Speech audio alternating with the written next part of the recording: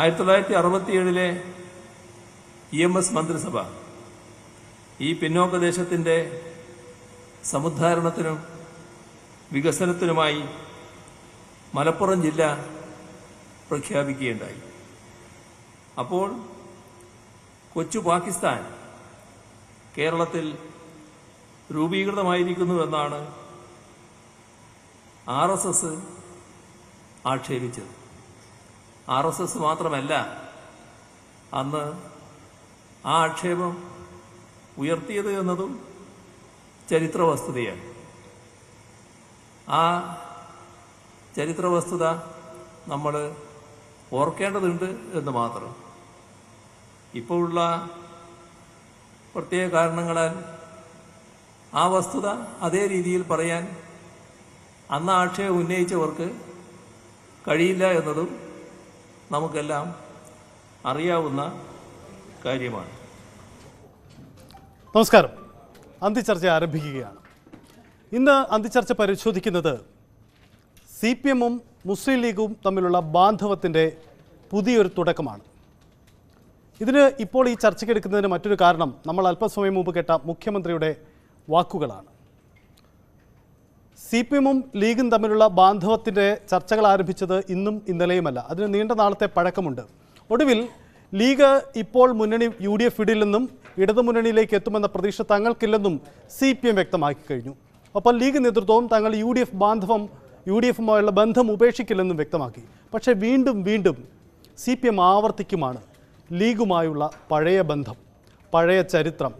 എന്താണ് ഇതിലൂടെ ഈ തെരഞ്ഞെടുപ്പ് കാലത്ത് CPM ലക്ഷ്യമിടുന്നത്? മുഖ്യമന്ത്രി ഒരു പൊതുവേദിയിൽ ഇത്തരമൊരു കാര്യം പറയുമ്പോൾ അത് കേരള രാഷ്ട്രീയത്തിൽ ഉണ്ടാക്കാൻ പോകുന്ന ചർച്ചകൾക്ക് ചെറുതല്ല. ഒപ്പം CPM-ൻ്റെ മറ്റ് പ്രധാനപ്പെട്ട നേതാക്കളും സമാന നിലപാടെടുക്കുന്നു. എന്താണ് ഇതിൻ്റെ രാഷ്ട്രീയം? ഇതെങ്ങനെ പ്രതിഫലിക്കും? ഇതാണ് ഇന്ന് അന്തിച്ചർച്ച പരിശോധിക്കുന്നത്. എല്ലാ പ്രേക്ഷകർക്കും സ്വാഗതം. എന്തായാലും കഴിഞ്ഞ കുറേ ദിവസങ്ങളായി കേരളം ചർച്ച ചെയ്യുന്ന ഒരു വിഷയമായിരുന്നു മുസ്ലിം ലീഗ് UDF ബന്ധം ഉപേക്ഷിച്ച് ഇടതുമുന്നണിയിലെത്തുമോ, എന്താണ് CPM ലക്ഷ്യമിടുന്ന രാഷ്ട്രീയം എന്ന കാര്യം. എനിക്കൊപ്പം മിഥുനുണ്ട്. മിഥുൻ, ഈ CPM-ൻ്റെ ഇപ്പോഴത്തെ രാഷ്ട്രീയം അത് ഇങ്ങനെ നീളുന്നതിൻ്റെ സാഹചര്യം നമ്മൾ പൊതുവിൽ പരിശോധിച്ചിട്ടുണ്ട്, പല സാഹചര്യങ്ങളും വിലയിരുത്തിയിട്ടുമുള്ളതാണ്. പക്ഷേ വീണ്ടും ഈ ലീഗുമായി ഇത്തരമൊരു മൃദു സമീപനം സ്വീകരിച്ചുകൊണ്ട് CPM എന്ത് രാഷ്ട്രീയമാണ് മുന്നോട്ട് വയ്ക്കുന്നത്? സഹിത്ത് അതിൽ പ്രധാനമായും ഉള്ളത് ഈ മലബാർ ഏരിയയിൽ, പ്രത്യേകിച്ച് മലപ്പുറം ഏരിയയിലൊക്കെ തന്നെ ഒരു ശക്തമായ രീതിയിൽ തിരിച്ചു വരാൻ കഴിഞ്ഞ നിയമസഭാ തെരഞ്ഞെടുപ്പിൽ LDF-ന് സാധിച്ചിട്ടുണ്ടായിരുന്നു. ഒരു പരിധിവരെ അവർക്ക് കൂടുതൽ സീറ്റുകൾ നേടാനും കൂടുതൽ വോട്ട് ഷെയർ വർദ്ധിപ്പിക്കുവാനും സാധിച്ചൊരു സാഹചര്യമുണ്ടായിരുന്നു. അത്തരത്തിൽ ലോക്സഭാ തെരഞ്ഞെടുപ്പ് അടുത്തിരിക്കുന്ന ഒരു സാഹചര്യമാണ്. കൂടുതൽ വോട്ട് ബാങ്ക് വർദ്ധിപ്പിക്കേണ്ട സാഹചര്യമുണ്ട്. അതുകൊണ്ട് തന്നെ അതൊക്കെ കണക്കുകൂട്ടി തന്നെ ആയിരിക്കണം. നമുക്കറിയാം, EP ജയരാജൻ ഉൾപ്പെടെയുള്ള നേതാക്കൾ നേരത്തെ തന്നെ പറഞ്ഞ കാര്യമുണ്ടായിരുന്നു, ലീഗിന് വേണ്ടി ഞങ്ങൾ വാതിൽ തുറന്നിട്ടിരിക്കുന്നു, എപ്പോൾ വേണമെങ്കിലും ലീഗിന് വരാം എന്നുള്ള നിലപാട് അവർ സ്വീകരിച്ചത് നമ്മൾ കാണുകയും ചെയ്തതാണ്. അങ്ങനെയുള്ള ഒരു സാഹചര്യത്തിൽ പക്ഷേ അതിൽ ഏറ്റവും നമ്മൾ പ്രധാനമായും എടുത്തു കാണേണ്ടത് PMS പറഞ്ഞൊരു കാര്യമാണ്. യാതൊരു കാരണവശാലും UDF-ൽ നിന്ന് വിട്ട് മറ്റൊരു മുന്നണിയിലേക്ക് പോകില്ല, LDF മുന്നണിയിലേക്ക് പോകില്ല എന്നുള്ളത് അവർ വ്യക്തമാക്കി കഴിഞ്ഞ, അവരുടെ രാഷ്ട്രീയം അവർ വ്യക്തമാക്കി കഴിയുകയും ചെയ്തു. അതുകൊണ്ട് തന്നെ മുഖ്യമന്ത്രി ഇത്തരത്തിൽ ക്ഷണിച്ചിട്ടുണ്ട് എങ്കിൽ പോലും തന്നെ അത് സ്വീകരിച്ച് ലീഗ് UDF വിട്ട് LDF-ലേക്ക് പോകുന്നത് ഞാൻ കരുതുന്നില്ല. അത്തരത്തിലൊരു നിലപാട് ലീഗ് നേതൃത്വം സ്വീകരിക്കുമെന്നും കരുതുന്നില്ല. ഇപ്പം എന്തായാലും വേഗത്തിൽ ലീഗ് അത്തരമൊരു തീരുമാനം എടുക്കില്ല എന്നതാണ് മിഥുൻ്റെ നിലപാട്. നമുക്ക് എന്തായാലും മലപ്പുറത്തേക്കൊന്ന് പോകാം. അനുമോദുണ്ട് അവിടെ. അനുമോദ്, മുഖ്യമന്ത്രി ഇന്ന് മലപ്പുറത്തെ വേദിയിലാണ്, ഈ ദേശാഭിമാനിയുടെ ചടങ്ങിലാണ് വീണ്ടും ഇക്കാര്യങ്ങളൊക്കെ ഓർമ്മപ്പെടുത്തുന്നത്. ഒരുപക്ഷെ CPM-ൻ്റെ മറ്റ് പ്രധാനപ്പെട്ട നേതാക്കളും ഈ ലീഗുമായുള്ള ബന്ധം അത് ഇനിയും ഉണ്ടാകുമെന്ന സൂചന പല ഘട്ടങ്ങളിൽ നൽകിയിട്ടുണ്ട്. നാളെ നമ്മൾ നൽകാൻ പോകുന്ന ഒരു പ്രധാനപ്പെട്ട വാർത്തയിലും അത്തരം ചില സൂചനകളുണ്ട്. അതൊരു സസ്പെൻസ് ആയതുകൊണ്ട് തൽക്കാലം ഞാനത് എന്താണെന്ന് പറയുന്നില്ലെന്ന് മാത്രം. എന്തായാലും ഈ UDF വിടില്ല എന്ന് ലീഗ് ആവർത്തിക്കുമ്പോഴും CPM പഴയകാല ബന്ധവും ലീഗുമായുള്ള സൗഹൃദവും വീണ്ടും ചർച്ചയാക്കുന്നതിൻ്റെ രാഷ്ട്രീയം എന്താണ് മലപ്പുറത്ത്, മലബാറിൽ ഈ ലീഗ് രാഷ്ട്രീയവുമായി ബന്ധപ്പെട്ട് സംഭവിക്കുന്നത്? അനുമോദ്,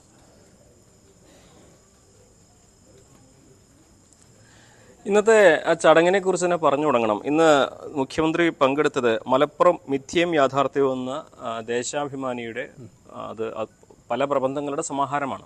അത് പുറത്തിറക്കുന്ന ഒരു ചടങ്ങിലാണ്. അതായത്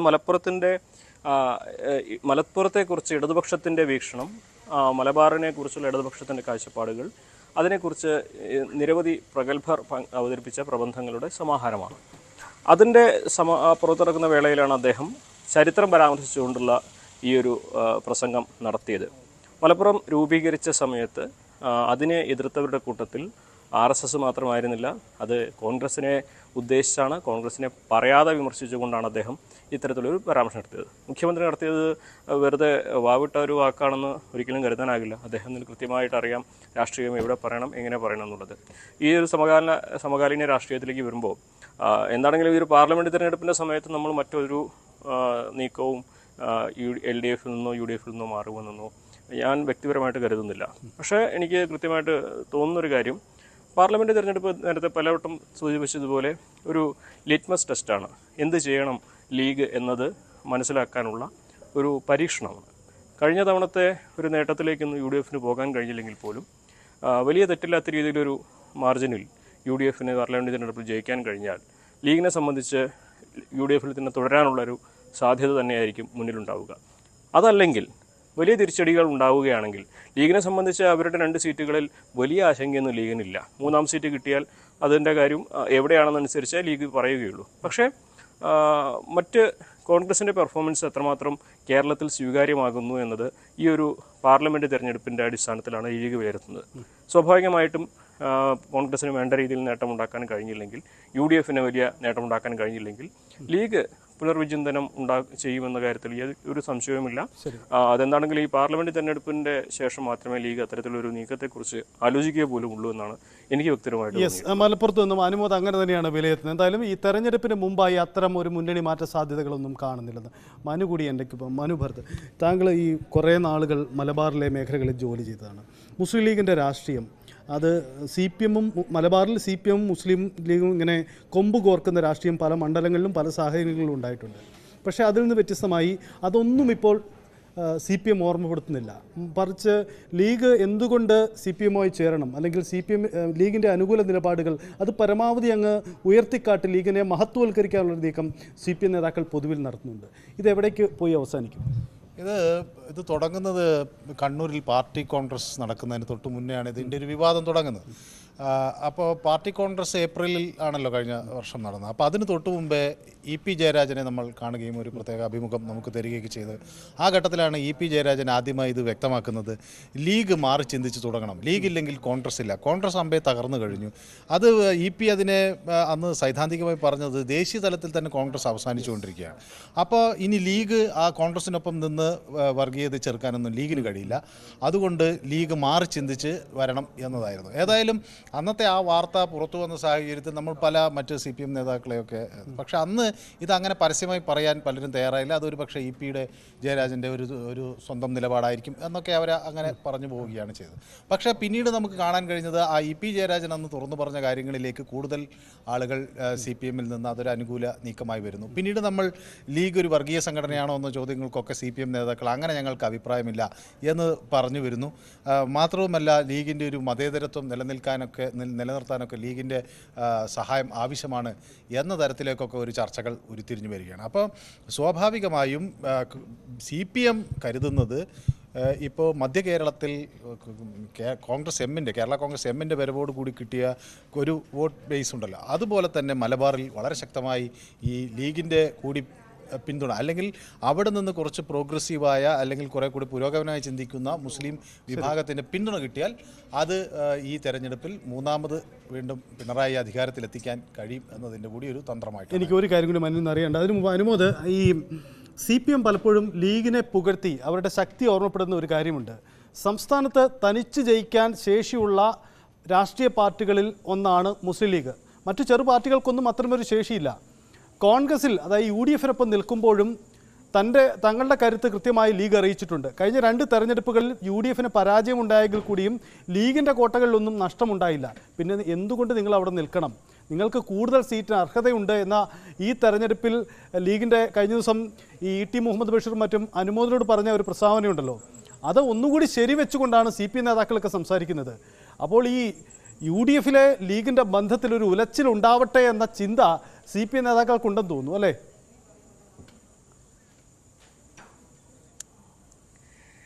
CPMനെ സംബന്ധിച്ച് ലീഗ് സ്വീകാര്യമായ ഒരു കക്ഷി തന്നെയാണ്. പക്ഷേ സി പി എമ്മിൽ എല്ലാവരും അങ്ങനെ ചിന്തിക്കുന്നുവെന്ന് ഞാൻ കരുതുന്നില്ല. കാരണം ലീഗ് ഒപ്പം കൂടുമ്പോൾ ഇടതുപക്ഷത്തിന് നഷ്ടമാവുന്ന ചില വോട്ട് ബാങ്കുകളുണ്ട്. അത് സ്വാഭാവികമായിട്ടും എത്രമാത്രം, പ്രത്യേകിച്ച് ക്രിസ്ത്യൻ മേഖലയിൽ, അതൊക്കെ ഈ കഴിഞ്ഞ നിയമസഭാ തെരഞ്ഞെടുപ്പിൽ കേരള കോൺഗ്രസ് ഒപ്പം കൂടിയതുകൊണ്ട് മാത്രമല്ല, മറുവശത്ത് ലീഗിൻ്റെ നേതാക്കളുടെ ചില പ്രസ്താവനകൾ ക്രൈസ്തവ വിഭാഗത്തിലുണ്ടാക്കിയ മുറിവ് കൂടിയാണ് LDFന് സഹായകമായതെന്നാണ് എനിക്ക് തോന്നിയിട്ടുള്ളത്. അതൊരു രാഷ്ട്രീയമായിട്ടുള്ള കാര്യമാണ്. അപ്പോൾ ഒരു വശത്ത് ലീഗിനൊപ്പം കൂട്ടുമ്പോൾ മറുവശത്ത് വോട്ട് ചോർച്ച ഉണ്ടാകുമെന്നറിയാം. പക്ഷേ ലീഗിനൊപ്പം കൂട്ടിയാൽ മലബാർ, പ്രത്യേകിച്ച് പാലക്കാട് വരെ ഇടതുപക്ഷത്തിന് ലീഗ് ഒപ്പം ഉണ്ടെങ്കിൽ വോറ്റൊന്നും നോക്കേണ്ട സാഹചര്യമില്ല. മറ്റുണ്ടാകുന്ന നഷ്ടങ്ങളിൽ ലീഗിൻ്റെ ഈ കരുത്തുള്ള മലബാറിലെ മണ്ഡലങ്ങൾ കൊണ്ട്, മലപ്പുറം, കോഴിക്കോട്, കണ്ണൂർ, പാലക്കാട്, കാസർഗോഡിലെ മണ്ഡലങ്ങൾ കൊണ്ട് മേക്കപ്പ് ചെയ്യാൻ കഴിയുമെന്നൊരു കണക്കൂട്ടലാണ് ഇടതുപക്ഷത്തിനുള്ളത്. അത് ആ ഒരു കണക്കിലാണ് അത്തരത്തിലുള്ള പ്രസ്താവനകളെല്ലാം തന്നെ കൃത്യമായിട്ട് വരുന്നത്. മാത്രമല്ല, ഇതിൽ രസകരമായ മറ്റൊരു കാര്യം കൂടിയുണ്ട്. നമ്മളൊക്കെ ഈ ലീഗ് നേതാക്കളുമായിട്ടൊക്കെ സംസാരിക്കുമ്പോൾ ഈ 2 സീറ്റിനപ്പുറം നേടാൻ എന്തൊക്കെ ചർച്ചകൾ നടത്തുന്നു എന്ന് പറയുമ്പോൾ പല നേതാക്കളും പറയുന്നത് അത് ഒന്ന് ഡിമാൻഡ് ചെയ്താൽ കിട്ടുന്ന കാര്യമുള്ളൂ. അതിന് പ്രധാനപ്പെട്ട കാരണം ഇതൊന്നുമല്ല. അപ്പുറത്തെ LDF കാത്തിരിക്കുന്നു എന്നൊരു സൂചന UDFൽ കിട്ടിയാൽ, കോൺഗ്രസിന് കിട്ടിയാൽ അവർ 3 സീറ്റും തരും എന്ന് തന്നെയാണ്. സ്വാഭാവികമായിട്ടും LDFൻ്റെ ക്ഷണം എന്നത് ഒരു യാഥാർത്ഥ്യമായിട്ട് തന്നെയാണ് നേതാക്കളുടെയൊക്കെ ഉള്ളിലുള്ളത്. അത് പരസ്യമായിട്ട് നേരിട്ട് പറയാതെ അത്തരത്തിലുള്ള പ്രസ്താവനകൾ എല്ലാവരും നടത്തുന്നുവെങ്കിലും വളരെ ഏറെ വൈകാതെ ഈ ഒരു പാർലമെൻറ്റ് തിരഞ്ഞെടുപ്പിന് ശേഷം നമുക്കെന്താണെങ്കിലും അത്തരത്തിലൊരു സാഹചര്യം കാണേണ്ടി വരുമെന്ന് വ്യക്തിപരമായിട്ട് ഞാൻ കരുതുന്നുണ്ട്. കാരണം പ്രധാനമായിട്ടും കഴിഞ്ഞ 2 വർഷമായിട്ട് ലീഗിലെ ഒരു വിഭാഗത്തിനുണ്ടാകുന്ന ഒരു ഉലച്ചിൽ, ക്ഷമിക്കണം, ആ ഒരു ഉലച്ചിൽ ലീഗിലെ പല നേതാക്കൾക്കും ഉണ്ട്, ഉന്നത നേതാക്കൾക്കെല്ലാം ഉണ്ട്. പക്ഷേ ലീഗിലെ തന്നെ ഒരു വിഭാഗത്തിൻ്റെ നിലപാട് ഭയന്നുകൊണ്ടാണ് അവരത് പുറത്തു പറയാത്തത്. അങ്ങനെ ഒരു സാഹചര്യം ഉണ്ടായാൽ ലീഗ് പിളരുന്ന ഒരവസ്ഥയിലേക്ക് എത്തും. ഒരു ഭാഗം കോൺഗ്രസിന്റെ കൂടി, മറുവിഭാഗം അനുമോദിന്റെ ആ ഒരു കാഴ്ചപ്പാടിനോട് ഞാൻ യോജിക്കുകയാണ്. കാരണം ഇന്നൊരു പ്രധാനപ്പെട്ട CPM നേതാവുമായി സംസാരിക്കുമ്പോൾ അവരും പങ്കുവെച്ചതാണ്, ഇനിയൊരു തെരഞ്ഞെടുപ്പ് പരാജയത്തിന് അപ്പുറത്തേക്ക് ലീഗ് കോൺഗ്രസ് ബന്ധത്തിൽ ഒരു കാതലുമില്ല, അത് നിലനിൽക്കില്ല എന്നാണ് പറയുന്നത്. മനു, യഥാർത്ഥത്തിൽ ഈ മുന്നണി മാറ്റ ചർച്ചകൾക്കൊടുവിൽ ലീഗ് CPMനൊപ്പം ഇടതുമുന്നണിയിലെത്തിയെന്നു തന്നെ കരുതുക. അത്തരമൊരു രാഷ്ട്രീയ സാഹചര്യം നമ്മൾ LDFും UDFലും മുന്നണി മാറ്റം പല രീതിയിൽ നമ്മൾ ഘടകകക്ഷികളുടെ മാറ്റം കണ്ടിട്ടുള്ളതാണ്. പക്ഷേ അതിൽ നിന്നെല്ലാം വ്യത്യസ്തമായി ലീഗിനെ പോലെ ഒരു മതത്തിൻ്റെ മുഖമുള്ള ഒരു രാഷ്ട്രീയ പാർട്ടി ഇടതുമുന്നണിയിലെത്തുമ്പോൾ ഒരുപക്ഷെ സംസ്ഥാന രാഷ്ട്രീയത്തിൻ്റെ ഒരു ദിശ പോലും മാറുന്ന സാഹചര്യം അത് ഉണ്ടാക്കിയേക്കാം. ഞാൻ അങ്ങനെ കരുതുന്നു. ലീഗിൻ്റെ ഒരു ചരിത്രം നമുക്കറിയാലോ. ഈ സ്വാതന്ത്ര്യാനന്തരം ലീഗ് മദ്രാസിൽ യോഗം ചേരുകയും അതിൻ്റെ ഭരണഘടനാ കാര്യങ്ങളിലൊക്കെ ആലോചിക്കുകയും ചെയ്യുമ്പോഴും തികച്ചും ഒരു വ്യത്യസ്തമായ നിലപാടാണ്. നമുക്ക് പോക്കർ സാഹിബായാലും അല്ലെങ്കിൽ മുഹമ്മദ് ഇസ്മായിൽ സാഹിബായാലും ഒക്കെ ഇവരെടുത്തിട്ടുള്ള നിലപാടുകൾ ഒരു മതേതര നിലപാടാണ് എന്നാണ് ലീഗ് എല്ലാ കാലത്തും അവകാശപ്പെടുകയും. അല്ല, ഞാൻ ഇടയ്ക്ക് മനോരു കാര്യം, അതായത് മുസ്ലിം പ്രീണനം നടത്തുന്നു എന്ന പരാതിയും പഴിയും കേൾക്കുന്ന പാർട്ടിയാണ് CPM ഇപ്പോൾ തന്നെ. സ്വാഭാവികമായും അങ്ങനെ ഒരു മുഖമുള്ള രാഷ്ട്രീയ പാർട്ടിയെ തങ്ങളുടെ പക്ഷത്ത് ചേർക്കുമ്പോൾ അപ്പുറം BJPക്ക് ശക്തിപ്പെടാൻ അല്ലെങ്കിൽ മറ്റൊരു ചേരി രൂപപ്പെടാനുള്ള സാധ്യത ഉണ്ടാവില്ലേ? അല്ല, സ്വാഭാവികമായും BJPയെ എതിർക്കുക എന്നത് ന്യൂനപക്ഷങ്ങളുടെ വോട്ട് കേന്ദ്രീകരിച്ച് അത് CPMൽ എത്തിക്കുക എന്നതാണ് അതിൽ പ്രധാനമായും CPM ഉദ്ദേശിക്കുന്നത്.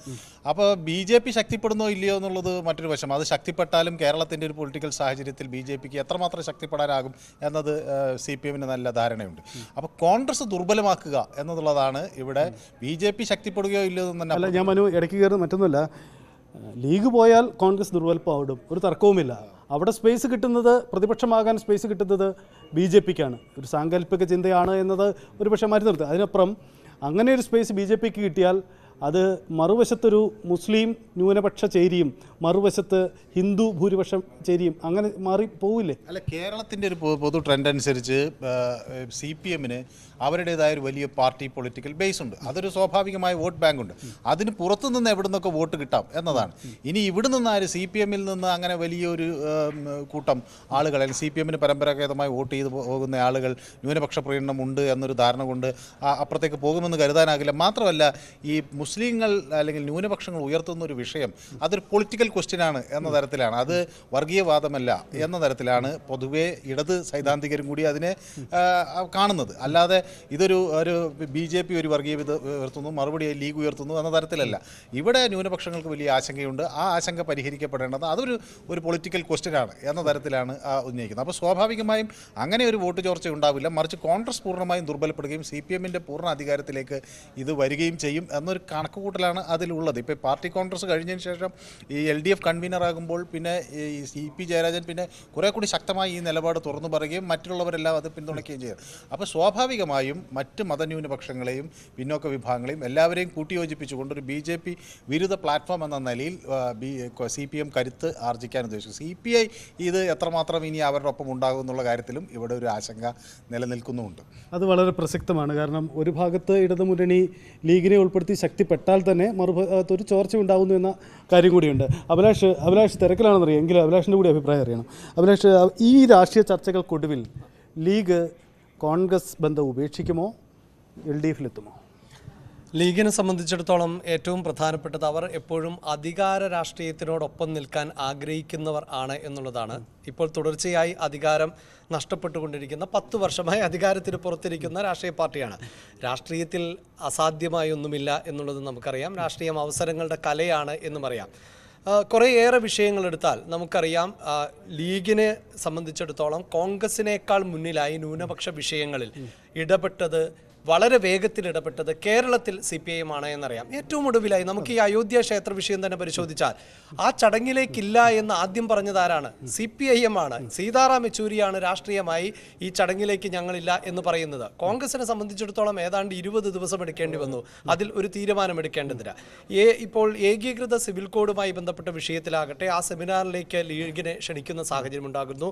പലസ്തീൻ വിഷയമാകട്ടെ അവിടെ ലീഗിനേക്കാൾ വേഗത്തിൽ പലസ്തീന് പിന്തുണയുമായി CPM എത്തുന്ന സാഹചര്യം ഉണ്ടാകുന്നു. അവിടേക്ക് ലീഗ് നേതാക്കളെ ക്ഷണിക്കുന്ന സാഹചര്യം ഉണ്ടാകുന്നു.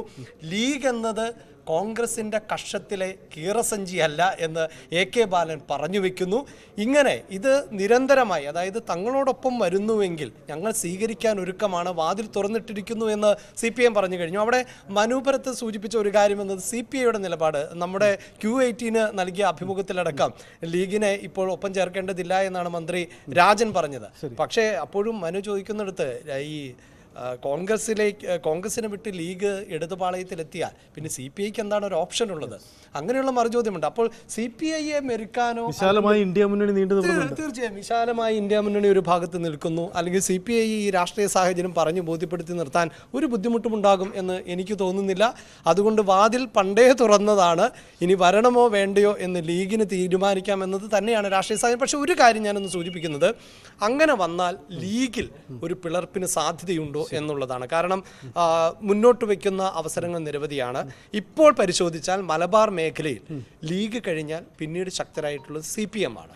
അപ്പോൾ സ്വാഭാവികമായും ആ CPM-നോടൊപ്പം ചേർന്നാൽ പിന്നീടുള്ള, അതായത് ഫ്യൂച്ചറിൽ എന്ത് നേട്ടമാണ് ലീഗിന് ലഭിക്കാൻ പോകുക എന്ന സംശയം ലീഗിനുണ്ടാകാം. അതൊരു പിളർപ്പും ആശയഭിന്നതയും ഉണ്ടാക്കും എന്നതിൽ തർക്കമില്ല. യെസ്, നിങ്ങൾ നിങ്ങളുടെ തിരക്കുകളിലേക്ക് പൊക്കോളൂ. എനിക്ക് അനുമോദിനോട് കാര്യം കൂടി. അനുമോദ്, നമുക്ക് അവസാനിപ്പിക്കുന്നതിന് മുമ്പായി ഈ അഭിലാഷൊക്കെ പറഞ്ഞു വെക്കുന്നത് പോലെ ഈ AK ബാലൻ ഇന്ന് നമ്മളോട് പ്രതികരിച്ചത് CPM-ൻ്റെയും മുസ്ലിം ലീഗിൻ്റെയും അണികൾക്കിടയിൽ പഴയ അകൽച്ച ഇപ്പോൾ ഇല്ല, യോജിക്കാവുന്ന നിരവധി ഘടകങ്ങളുണ്ടെന്നാണ്. അത്തരമൊരു ട്രെൻഡ് താഴെ ഘടകങ്ങളിൽ രൂപപ്പെട്ടു വരുന്നുണ്ടോ?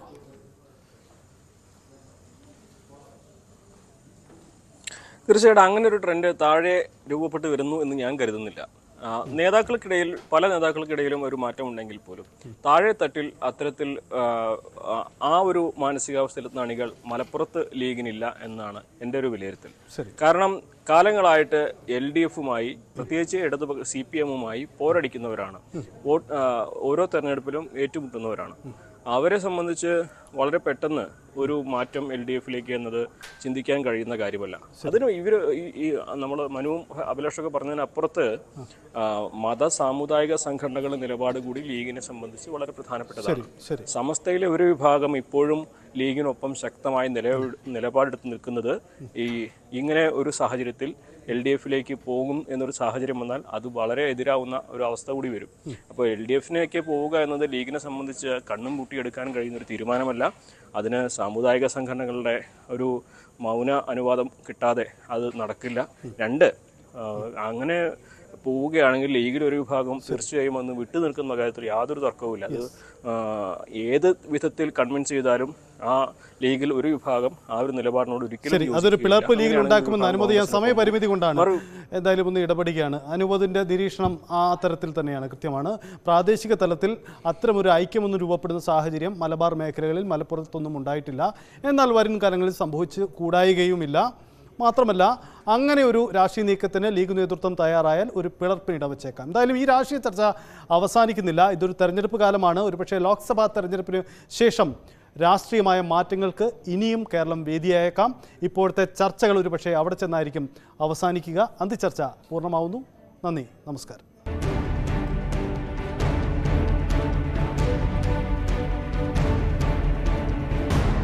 KSFE ഡയമണ്ട് ചിട്ടി